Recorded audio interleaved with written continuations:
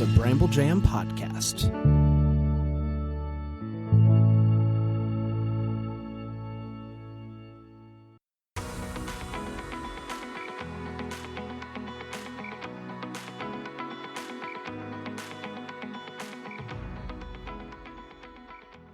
Welcome to Girls Gone Hallmark, a Hallmark review podcast. I'm Megan, and I'm a longtime Hallmark fan. I'm Wendy. I'm a former Hallmark hater. Today, if you can believe it, we are reviewing the final movie in the Countdown to Christmas lineup for 2025, The Christmas Baby, which originally aired on Sunday, December 21st, 2025, and is currently available to stream on Hallmark Plus if you're catching up on all your holiday watching over the break. You can catch up with us always on Instagram, where we are Girls Gone Hallmark. We do have episodes dropping daily through the end of the year, so check in over there to see what we have going on. Hey, while you're following us on Instagram, you want to pay close attention to January 2nd, because that is when we're going to drop the first day of our Countdown to Christmas Best Movie Bracket. Super fun. You just play along in Instagram stories. You can also play along at home. We will drop your own printable bracket on our website, girlsgonehallmark.com, where you can make your decisions and see how you fare throughout the public voting segment of the contest. Yeah, I still gotta work on that. Yep. Still gotta work on all of that, but it's in the forefront of my brain of this is coming. So, but Indeed. Gotta deal with Christmas first. So Yes. Well, speaking of Christmas, let's start with a synopsis of The Christmas Baby. a couple receives a baby boy before Christmas with a note meant for them. While temporarily caring for him during the holiday rush, they navigate their relationship, careers, and the foster to adopt process. The Christmas Baby was directed by Ava Tavares, an award-winning filmmaker with a background in acclaimed short films. This marks her first feature-length film and was made as part of Hallmark's Make Her Mark directing program. The screenplay was written by Topher Payne, whose work on The Christmas Baby marks his sixth writing credit. Other projects of his include Broadcasting Christmas, Rome in Love, and A Christmas to Cherish. Catherine Burrell plays Kelly. We last saw her earlier this season as Piper on the series Mistletoe Murders. This movie marks her 34th acting credit. Allie Liebert plays Erin. With 103 acting credits, she was recently seen reprising her role as Fiona in Three Wisest Men. Every single time, Every Megan. time. I know. It should say be the. Yeah. I actually spent a lot of time thinking about this the other night, and the reason, and I'm sure it's because the other two movies don't start with the Three Wise Men and a Baby, Three Wiser Men and a Boy, so to then change course, but it does not roll off the tongue. It doesn't. Anyway, back to Allie. She is known for her work both in front and behind the camera. Barbara Niven plays Betty. She's best known for Hallmark roles on Chesapeake Shores and The Hannah Swenson Mysteries. With 118 acting credits, she was recently spotted on season 23 of NCIS. Katrina Reynolds plays friend Jennifer. This marks her 29th acting credit, and she was last seen in The 5-Year Christmas Party. Andrew J. Hampton plays friend Travis. You may recognize him from his role as Patrick on The Chicken Sisters. Did you realize that was him? I did. Ah. I watched The Chicken Sisters. I know. I watched season 1. I know it was on season 1 too. Sydney Scotia plays the birth mom Stephanie. She has 26 acting credits and was most recently seen on Hallmark in the 2024 movie Our Holiday Story. Rebecca Staub plays Kelly's mom Joyce. With 98 acting credits, she's appeared in numerous Hallmark movies, including The Santa Stakeout, Christmas in Tahoe, and Christmas by Starlight. Catriona Murphy plays Erin's mom, Angie. She has 12 acting credits, and this marks her first Hallmark appearance. Lucas Grasmick plays baby Nicholas. This is his first IMDb credit. We're going to take a quick break and come right back with our first impressions.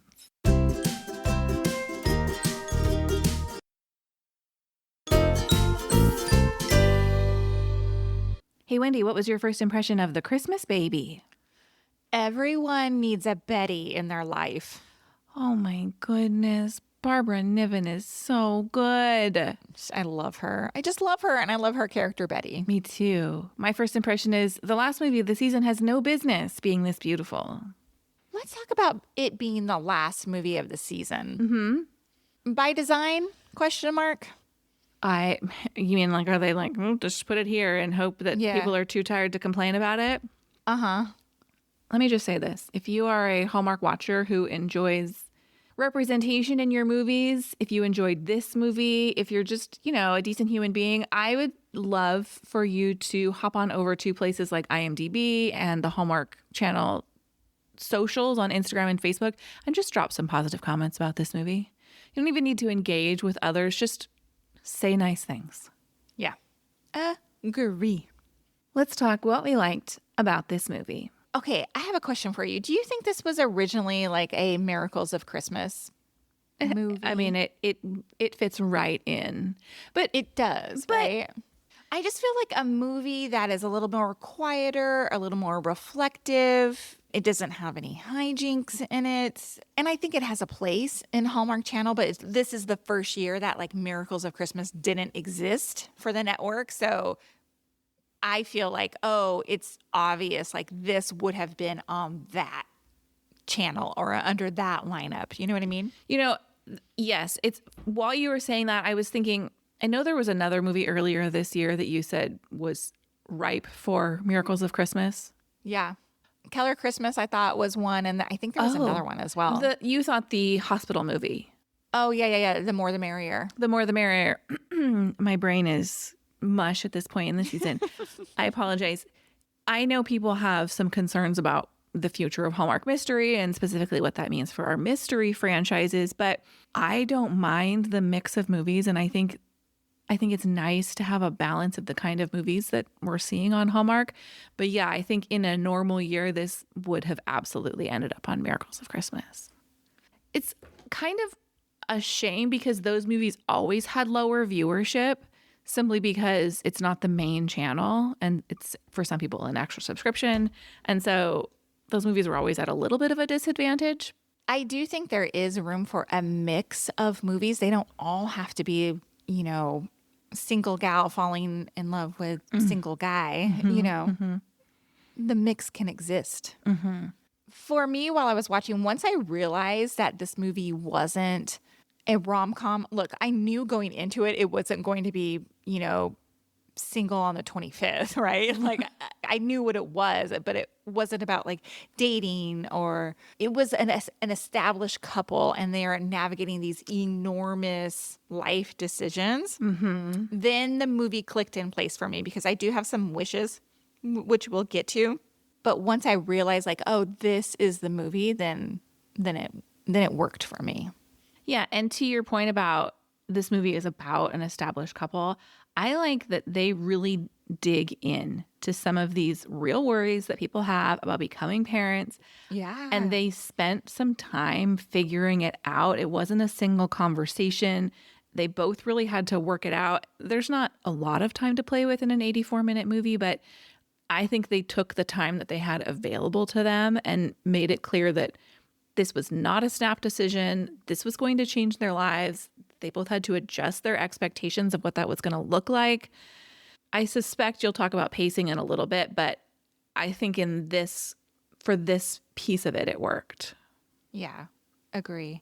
Well, let me talk about some of the things I liked, especially when it comes to the writing of this movie. I like the way it explored Kelly's self-discovery as a character. Like she was trying to figure out what she wanted, what her limits were, whether she was capable of being a parent. There's a little bit of childhood trauma to unpack there too. It was a lot of stuff, but I like that we explored all of that. And she has this mini monologue. She's on the phone with, like, it was kind of a little mixed up like identity. She thought that, I think it was like the makeup artist. She thought the makeup artist had a baby and blah, blah, blah. You know what scene I'm talking about, I absolutely do. It's one of my favorites. She has this where she's like basically talking out loud about like who she is and how people don't always accept who she was born to be. And I was like, man, that was so well done. Yeah, the language is really powerful. Very powerful. I just love that they didn't have to hit us over the head of like, I'm a gay woman, right? Like she didn't have to like come out and say like what she has been dealing with her entire life, right? And how it has impacted where she is right now. It just was like a little bit nuanced, but very powerful in the same way. I thought it was so good. That's really a powerful scene for me as well. Most of the movie, Erin and Kelly just exist in the world as a couple, which I love. Like when we talk about representation, it shouldn't always be this is a same-sex couple living in the neighborhood, right? Like they're just existing. They have established jobs and great friends, and they have a great rhythm to their relationship. But also there's this like brief nod where we're reminded with the extra bits that come with them existing in this world. And when she says complete strangers look at her and think that she's wrong. Yeah. Really well done. I'm glad that made the final script. Yeah, me too. Me too.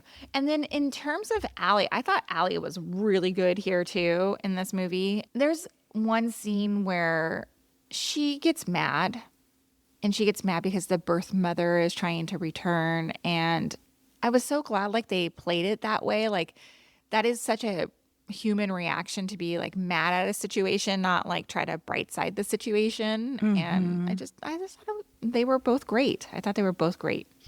Well, if I can piggyback on Allie, she does this wordless acting in a scene where Kelly is talking to her. Everything's coming to a head. Baby's crying. Kelly's trying to get her work done. And she's talking to Allie as Erin.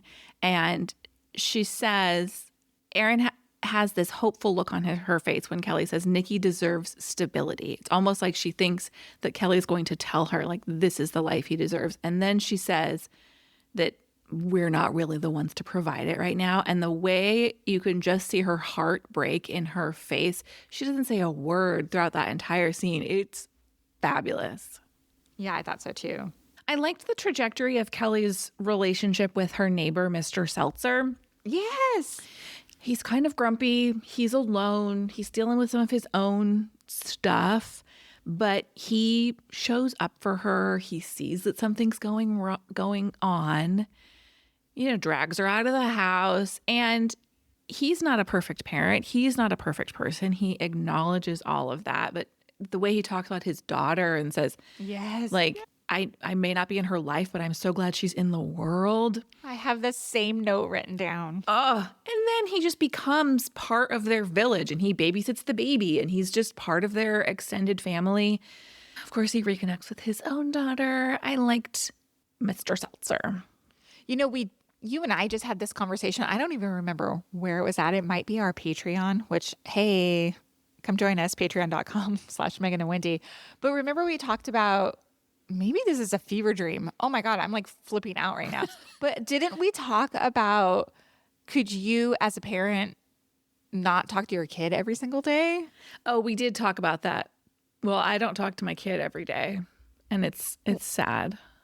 Right? But could you imagine going weeks? No. Months? No. Yeah, But I can, this is what we talked about on Patreon. I think it was Patreon. I can go weeks without talking to my own parents. I know. Do they feel that same way? I don't know. I wonder. I don't know. I'm not brave enough to ask that question. No way. Especially our boomer parents would be like, I'm not talking about feelings, or at least mine. Just power through it, baby. Power through. My final like is I loved how they did not villainize the birth mother here. She isn't broken. She isn't like some wayward teenager who made a bad decision, whatever. She just simply was not in a place to raise a child. I thought that they treated her choice with respect, and that feels very important. Yes. A few more likes, just piggybacking on the birth mother. I thought the reveal of who the mother was earned, and it makes you look back on moments throughout the episode with new eyes, including her being happy when they originally came in for their standing coffee date. And then she has a little bit of a concerned look the first time they bring Nikki in and things are not going well. It puts a different weight on those moments. Nikki the baby was so damn cute and kind of made me wish someone would like temporarily drop a baby off on my front porch. Oh my God. I just had like, you need that right now. No, I don't. But I just thought my mom at one point, I remember we were younger. This is just super tangent, but she said something about like, man, I wish I had a baby because then I could just be like, sorry, can't, I have a baby. Sorry, can't, I have a baby. I think about that all the time. That's not why I would like a baby. This just made me miss having a baby in my life, and none of my friends are having baby. You have a baby in your life. It's kind of nice. Yeah, well, someday soon, Megan, hopefully for you. No, no, You'll no, be no, a no, no, no, no. grandchild in the next 10 years. That's so funny. My husband said that the other day. He said something about 10 years, and he was like, man, in 10 years, we could be grandparents. And I was like, bite your tongue. They're too young. They're too young. 10 years? No. Yes, 10 years, 56. 10 years? Not me. My children are too young. Oh, okay. Yes. They'll only be Let's see. 25 and 28 in 10 years. Like, they live your life a little bit. Yeah, maybe 15 years. Also, I don't think either of my children wants children. Isn't that interesting? But I know. things They change. don't know. Things We'll see. change. We'll see. Yeah. The mothers, they really could have, you spoke about villainizing the birth mother. They could have villainized these mothers too. They are overbearing in the most loving way though. And they keep some moments of levity in there, like when Kelly looks at Erin when her mom tries to reorganize the spice cabinet or whatever. Yeah. But the whole movie is about their village. And their parents come in, and when the birth mother is going to come to the house, the parents are like, we're not doing that. Like, they're so on their daughter's side in all of this. And I also loved their supportive friend group as well throughout this movie. Everyone just shows up. It just was a real feel-good time for me. Let's talk about your wishes. You don't have any? I really don't. I need to read. Wow. Tell me what yours are, and let me see if that resonates with me. Okay, that's fine. I wanted more Barbara Niven. Just because I love her so much. Man, Hallmark, can we put her in a lead role in a movie? I would love that. I would love that so much. But her character was great, and I didn't talk about it in my likes. She did make it to my first impression. Her character was Fantastic. so great. So great. My next wish is, it was a little bit of a slow start for me. It took a bit for the rhythm of the story to settle in for me, but it did eventually get there. Even I texted you while watching. I was like, oh, this is kind of slow. And you're like, I loved it. So And it's that funny made me hang on. that you say that, because the first thing I wrote in my notes was their relationship has a really nice rhythm to it. Like, I was actually drawn in instantly by their relationship and their day to day. Yeah, but for me, you start this, well, and I guess you have to, because they start this movie out where it's just a regular day for them, right? Yes, and then a baby ends up on their doorstep. So, like, yes, that would be kind of jarring. So I wasn't like super invested in the like Kelly storyline of like her building these things and for the community theater or whatever. Oh no, me either. Not in the details of it, just in the way their life revolves around it. Yeah. There was one line, a little bit of language that kind of made me feel uncomfortable. Oh. And it was after kind of like going back and forth and all this stuff, Allie's character says, I want to get our boy back. And I felt like, this is not your boy. Like, we hadn't established like, yes, you guys are going to be like the foster parents or the adoptive parents or whatever, but anything can happen, right? The birth mother could come back. It just felt like a level of attachment that felt too early. Maybe. Yeah. It made me a little uncomfortable. I hear that. In addition, and I just mentioned it, but this like back and forth, like I understand how serious this kind of decision is, but I was wondering, would that be realistic in a real foster to adopt situation? Would that social worker, Betty, would she be like, okay, let me get him. Okay, let me bring him back. Okay, let me, you know what I mean? I get like the, should we, shouldn't we, we're not cut out for this. Wait, like, I don't know, exists. Like, yes, these are enormous decisions, but I didn't know if the social worker would have been so like gracious about picking up, taking away, bringing back. Like, I feel like that baby would have been like placed into another home. Yes, potentially.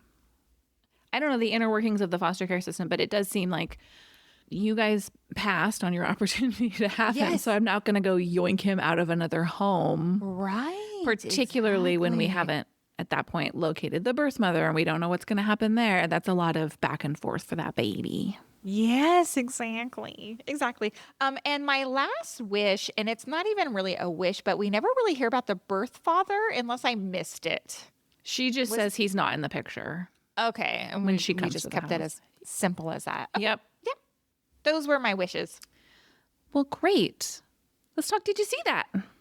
I have several. Well, why don't you kick it off? We got a Pampered Chef and a DoorDash mention. Yeah, we In did. this movie. First of all, Pampered Chef. I was a big fan of a Pampered Chef party. I love their products. Yes. Does it exist anymore? I don't know. I was going to ask the same thing. Does it exist? Because, man, some of those, if you are of a certain age, you probably have a Pampered Chef product in your house that you're like, do you remember the little plastic scraping squares? No, that I don't know. I don't know. Listeners, I know you know. They're like hard plastics Oh. and you could use them to like On scrape. pans. Yes. Yes, I do. I don't own mine anymore, but they were the best. I had a really cool like orange peel tool to open like oranges. Like, a little hook on it. It almost looked like a knitting hook that you would like open a peel of an orange. I loved that. I loved Pamper Chef. Do you own a cookie press? I do. Yes, I do. I did think it was funny that the DoorDash mentioned. I was like, why are they not sponsored? It should have been like this. Should have been like a sponsored. DoorDash should have shown up. Like they should have grabbed the food off the porch. And Right? missed opportunity. Indeed. Did you notice? Again, I may have missed it, but are both our main characters, Kelly and Erin? Their moms are very present, but did they have dads? I don't know. I don't think so. I looked at the shots, when the whole family is there at the end, and I saw the next door neighbor dad, but I never saw like who I thought might be their dads. Yeah, no, I don't think they have dads in the movie. I don't think there are actors portraying their dads, but are there? That's my question. Yeah, I don't. Like, That are they is my still question. alive or in their lives? No, I don't think there are actors portraying their dads. There was no mention of like a husband, a dad. Well, that's what I was trying to remember. Like, did the mom say anything about like, oh, left your dad at home? It didn't make my memory if they did. I have two more. Did you see that? One is just an observation. I love how everybody looks at this baby. Oh, Everybody looks at a newborn baby with like so much possibility and love and like one tiny perfect little human. Everybody's so excited for a baby, right? Mm-hmm. It's so fun to watch that. Like everybody's eyes light up. and in most of the scenes, it's a real baby. In most. Yeah, there is. That is my That is my next. Did you see that? Unless it's yours. But at the very end, the last scene where she is in front of the window, that is not a baby. She is holding it as some sort of doll. Oh, interesting. The time I saw it was when they were getting ready. I think they were getting ready to leave the house, and you can just see the back of a head. I'm like, that's not that baby's head. Like she's holding it bundled up, baby. But there was quite a bit of baby in this movie, and I appreciated that that baby was present. And a lot of times he's just sleeping in someone's arms. Those moments just made me melt. Did you see like he's sleeping on the grandma's chest? Or Yes. I just There was loved it. There was enough baby that I thought, are there twins playing this role? Because Right. this is a lot of baby in this movie. Yeah, and they're very limited on how much they can actually use them. Yeah. I only have a couple little did you see that's. I really enjoyed the little free library that Kelly and Mr. Seltzer walk by on their walk. And I thought it was so funny. She's like, you're a good man. He's like, those books that I just dropped in there are all duds. Thought it was funny. Well, I have one of those in my neighborhood, right? Yes. And you gave me all those books from your mom. Yes. So we wrapped them up and we did like blind date with a book club or blind date with a book. Yeah. Yeah. We wrapped them up and we put them in there, and we were a little worried like they might, the Facebook group would be like, hey, who put these wrapped books in here? But I went by there after I dropped them off and they were all gone, and it made me so happy. That's so exciting. I honestly would be shocked if people would be mad about that. It's not like you put trash in there. You put like a fun twist on the books. People get weird about stuff. So I just thought is a fun little like, oh, look at this fun little tree wrapped pretty and like has a little, whatever. I'm excited about it. I'm so glad that that panned out. The last Did You See That is just a scene that I loved when the social worker comes to their house for their home visit and they're just in chaos with everything that's going on. And he tells them the story about the grease fire he had. And he said, this is your grease fire. And I just thought, yes, he's just giving people grace. And I found so much of this movie so touching. It was a balm on my heart. It was a soothing hour and a half that I needed in my life. I'm just going to fast forward to Barbara Niven's scenes over and over again.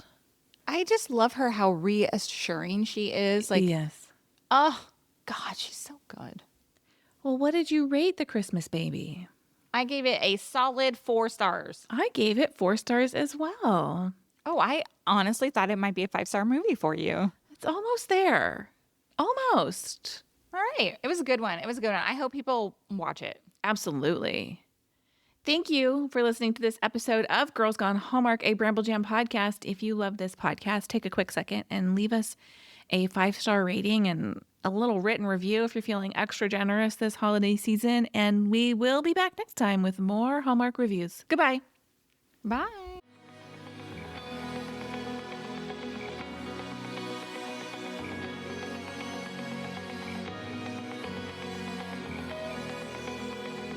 All right, friends, before we go, just a quick heads up. You're about to hear some ads. These little gems help us keep the show running and the Hallmark love flowing. So do with that info what you will. Grab a snack, hit the skip button, or maybe, just maybe, listen in and discover your new favorite product. Bye.